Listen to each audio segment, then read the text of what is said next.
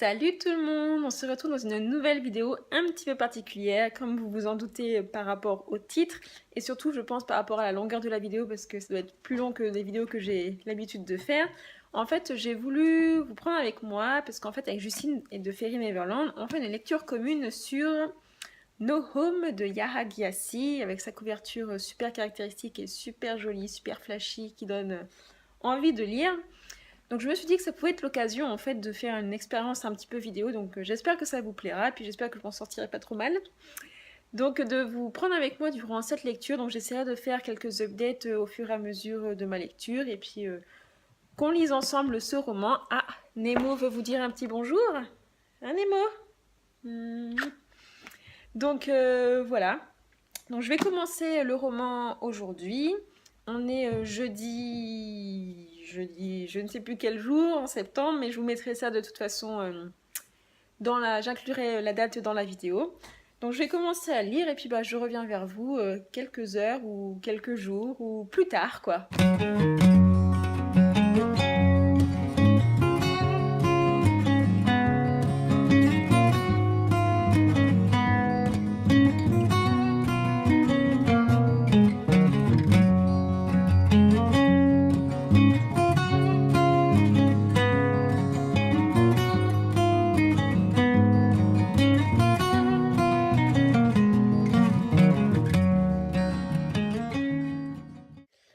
Donc voilà, je vous reviens après avoir lu le premier chapitre. Il est 21h40. Je suis myope, alors j'ai un petit peu de mal à voir.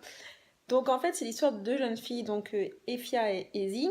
Et en fait, du coup, le premier chapitre était sur Effie, ou Effia, je sais même plus. Effia, voilà. Donc ça parle de son enfance jusqu'à son mariage. Et donc là, je pense qu'on va avoir le point de vue de Ezzy. Enfin, c'est pas je pense, c'est je suis sûre.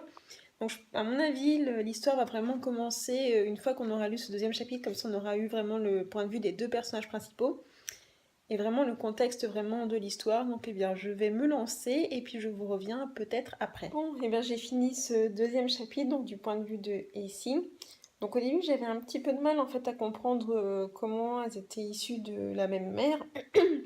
Mais en fait, Effia est issue d'une servante qui a été violée par le maître et en fait qui a été recueillie donc dans la famille du maître, alors que Ezzy est vraiment issue en fait de sa maman. Elle vit avec sa maman dans un clan annexe et un clan ennemi du clan où se trouve Effia. Donc en fait ça se passe je suppose en Afrique et en fait il y a des clans qui sont ennemis et en fait c'est au moment où les blancs en fait arrivent en Afrique et du coup les blancs ont besoin d'esclaves noirs et en fait ils vont demander au peuple de Effia d'aller chercher des esclaves, notamment dans les peuples ennemis, donc là où se trouve Ezzy. Et en fait, on s'arrête à un moment où Ezzy a été capturée, se trouve dans les cachots. Donc c'est assez violent quand même, et c'est surtout c'est très bien écrit parce qu'on a l'impression en fait de ressentir les odeurs, la saleté et tout ça. Donc c'est vraiment très prenant. Et en fait là, ça s'arrête au moment où Ezzy sort du cachot, mais pour aller où? Réponse dans les prochains chapitres, je pense. Salut tout le monde, aujourd'hui on est samedi 9 septembre, donc en fait hier j'ai pas vlogué parce que voilà, j'avais pas trop la tête à ça, j'avais pas trop le moral. Non plus que je l'ai beaucoup plus aujourd'hui, mais bon, ça va un peu mieux. Et du coup, hier soir, j'ai juste lu avant de me coucher. Donc j'ai lu un chapitre, et en fait, ce matin, en me levant, j'ai lu un deuxième chapitre. Et en fait, je n'avais pas compris qu'on ne suivait pas exclusivement Effie et Ezzy, mais en fait, toutes les descendances de ces deux femmes-là. Puisqu'en fait, Effia a été mariée à un homme blanc qui est en fait un marchand d'esclaves, alors que Ezzy est du côté des esclaves. Et en fait, toute la descendance d'Ezzy va subir plus ou moins de l'oppression, et alors que la descendance d'Effia est plus ou moins dans le top enfin, dans le chef en fait des esclaves, et c'est eux qui gèrent un petit peu la population. Et donc en fait là pour le moment je suis arrivée, je crois, si on reprend la généalogie on va dire, au petit-fils de Effia. Voilà. Et en fait j'avais pas compris pourquoi il y avait un arbre généalogique en fait au début du roman, et maintenant je comprends mieux, et surtout ça permet vraiment de suivre qui sont les personnages, parce que les noms déjà sont un petit peu particuliers, parce que c'est des noms africains, mais aussi parce que comme j'avais pas tout à fait compris comment dire, le contexte de l'histoire, ça m'a bien aidé. Donc voilà, je vais poursuivre avec le petit-fils de Effia. On va voir combien de chapitres je vais lire aujourd'hui. Je pense pas beaucoup parce que je pars ensuite à 14h et puis j'ai une soirée ce soir. Donc peut-être que je reprendrai la lecture demain.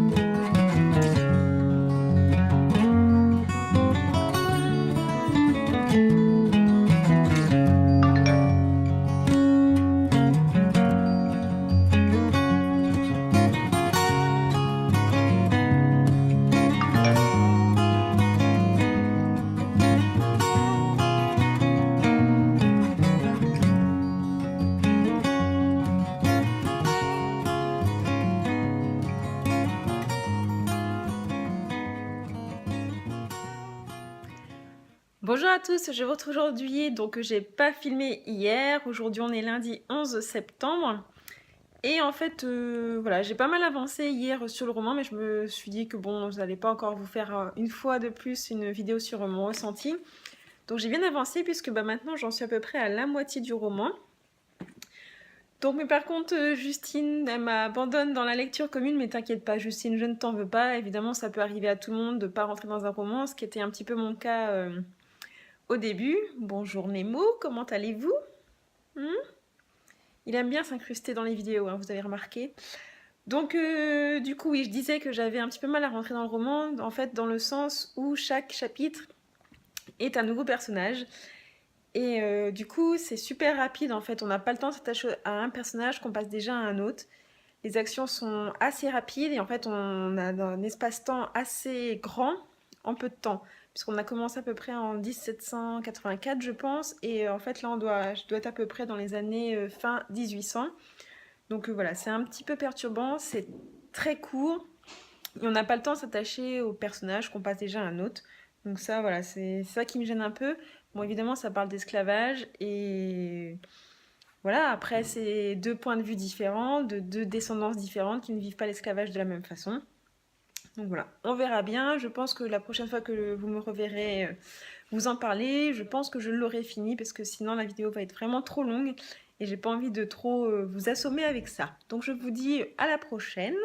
Et puis cette fois, on parlera vraiment de la fin de ce livre. Bonjour à tous, donc aujourd'hui on est mercredi et je viens de terminer No Home de Yaha Kiasi.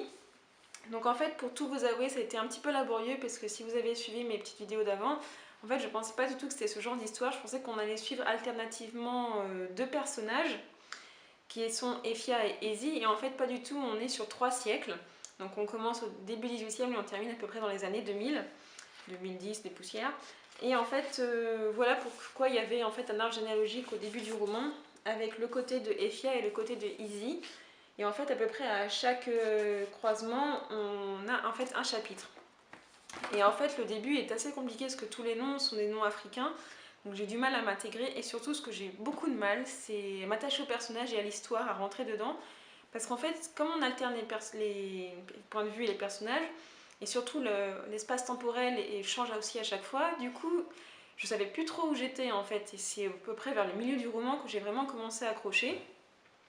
Donc après, voilà, l'histoire en elle-même est vraiment très bien, c'est très bien écrit. J'ai beaucoup aimé les deux derniers personnages qui sont Marjorie et Marcus Clifton.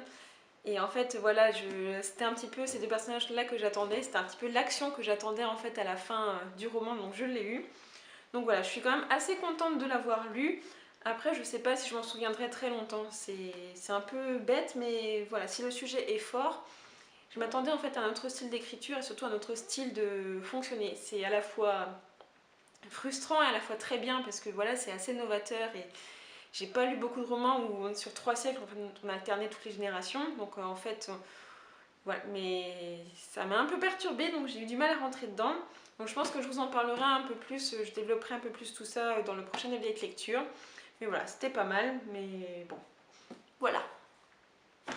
Donc ceci va conclure le vlog un peu spécial, la vidéo un petit peu particulière pour ce roman. Donc j'espère que ça vous aura plu de m'avoir suivi durant toute cette semaine de lecture. Et puis dites-moi en commentaire si vous voulez que je refasse ce genre de vidéo de temps en temps quand j'aurai des lectures exceptionnelles un petit peu. Donc voilà, je vous fais plein de gros bisous et je vous dis à bientôt dans une prochaine vidéo. Salut!